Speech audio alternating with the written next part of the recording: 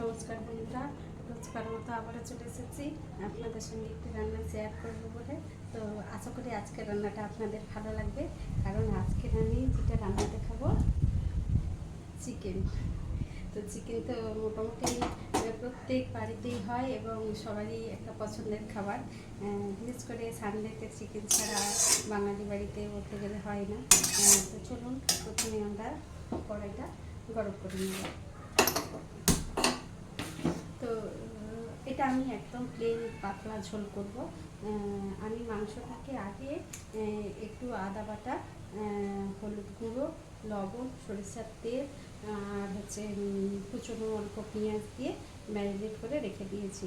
এটা প্রায় 15-20 মিনিটের মতো আমি রেখেছি।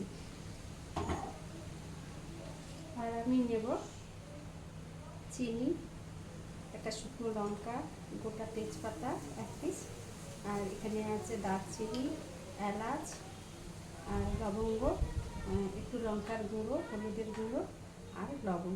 তো চলুন, সরিষার তেল তো আছেই, আর আমি একটু আলু ব্যবহার করবো। আলু, রসুন বাটা, আদা বাটা, পেঁয়াজ কুচি।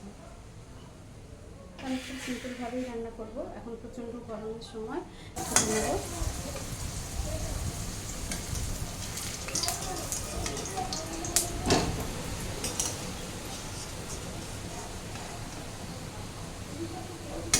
এটাতে আমি অনেকটাই তেল আছে, তেলটা গরম। আমি 1 চামচ সরষের তেল দেবো, বেশি দেবো না। এই গরমের মধ্যে যতটা বাড়া যায় হালকা রান্না করার চেষ্টা করছি।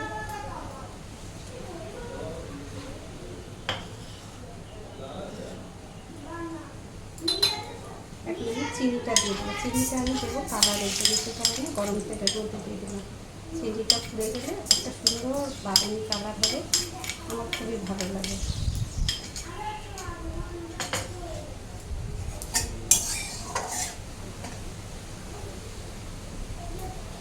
চিনিটা একটু লাল লাল হয়ে গেলে আমি শুকনো লঙ্কাটা গোটায় দিয়ে দেবো।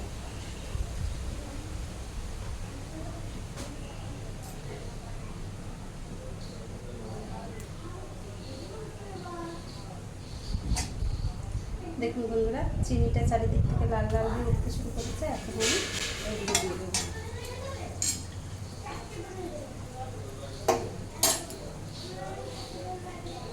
গোটা গরম মশলা দিয়ে দেবো, তেজপাতা দিয়ে দেবো, আর দিয়ে দেবো রসুন কুচি। রসুনটা আমি বানিয়ে দিতে একটু ছোটো করে দিয়ে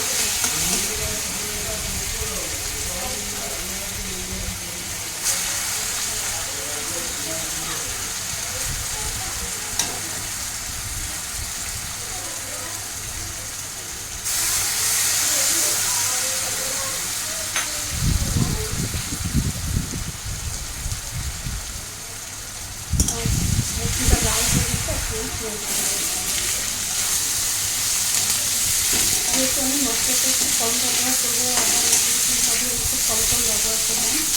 সেখানে আমি একটু পেঁয়াজটা দিতে দেবো, তাহলে আমার রান্নাটা ব্যালেন্স হয়ে যাবে। এই তরকারিটা একটু ঠিকঠাক ঝোল লাগবে, আবার খুব পাতলা হবে না।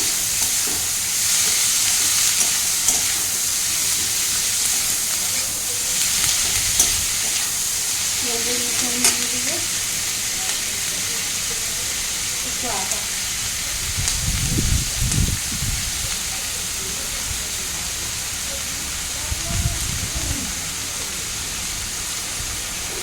এক চামচের মতো আদা দেবো, বেশি দেবো না।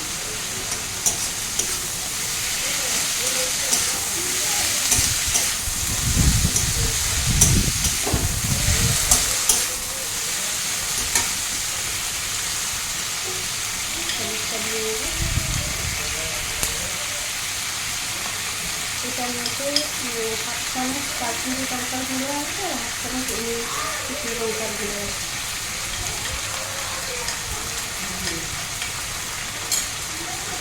1 চামচ লবণ দিলাম। আমার মাংসের মধ্যে একটু লবণ দেওয়া ছিল, এখন আমি একটু মশলার মধ্যে লবণ দিয়ে দিলাম।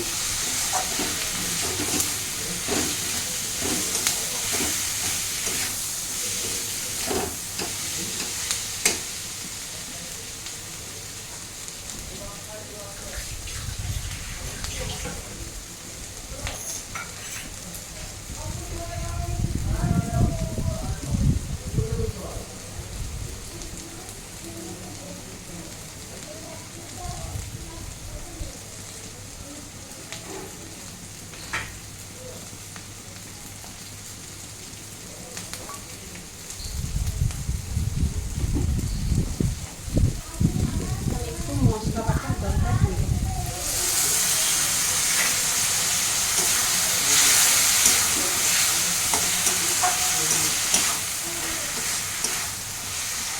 খুব ভাজা বন্ধুরা,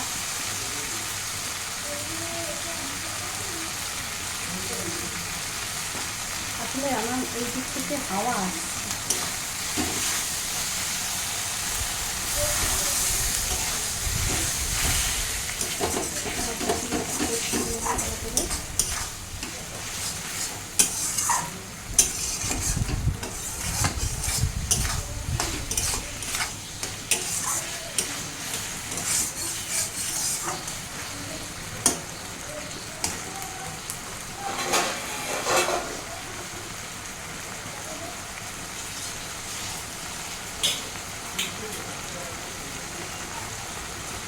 আমি এখন গ্যাসের ফ্লেমটা কমিয়ে দেবো, মশলাগুলি কষাবো। ভাত থেকে হালকা হালকা তেল ছাড়তে শুরু করে দিয়েছে, তো এখন আমরা মাংসটা দিয়ে দেবো। নাহলে মাংস দিয়ে আবার কষানোর সময় কষাতে গেলে তখন আবার মশলাটা বেশি কষা হয়ে যাবে, কালো কালো লাগবে, ভালো লাগবে না। সেজন্য এখন আমরা মাংসটা দিয়ে নিচ্ছি। আমার এখানে 1 কিলো 200 মতো মাংস আছে।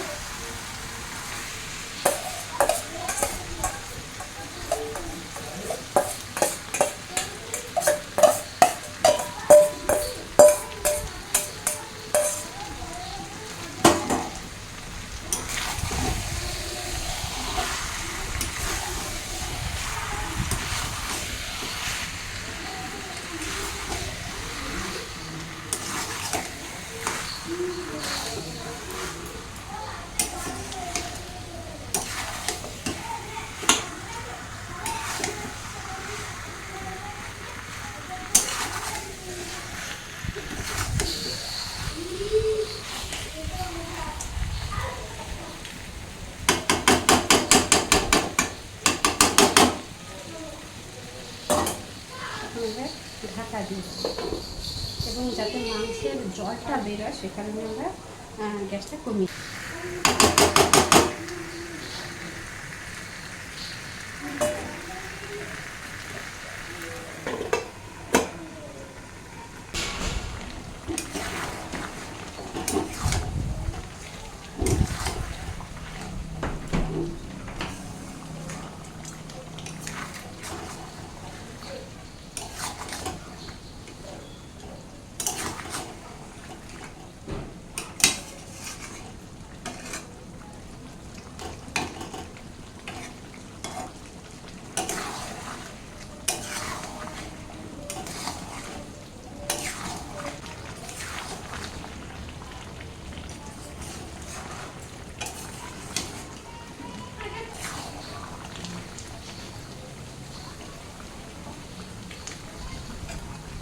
খুলে দেখি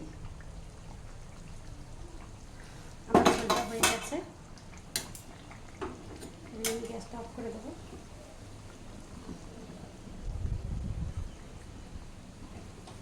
আর ঝোলটা মারবো না বন্ধুরা, এই দেখুন একটু ঝোল ঝোল থাকবে। ব্যবহার করেছি, তো আমার মাংসটা এখন হয়ে গেছে। আমি এখন ঢেলে নেব। আমার আলু টালু সব সুন্দর সেদ্ধ হয়ে গেছে।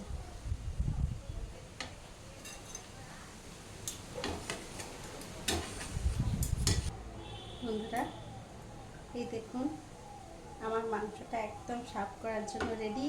তো চলুন ঝটপট খেয়ে নেওয়া যাক। কেমন হয়েছে অবশ্যই জানাবেন।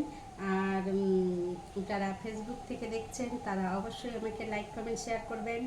আর যারা ইউটিউব থেকে দেখছেন, আমার ইউটিউব চ্যানেলের নাম সঞ্চিতাস গুটুলি পুটুলি ভি ব্লগ, তো তারা অবশ্যই সাবস্ক্রাইব করবেন চ্যানেলটি। আমি রোজই এরকম আপনাদের সামনে ঘরোয়া পদ্ধতিতে সুস্বাদু খাবার রান্না করে দেখাবো।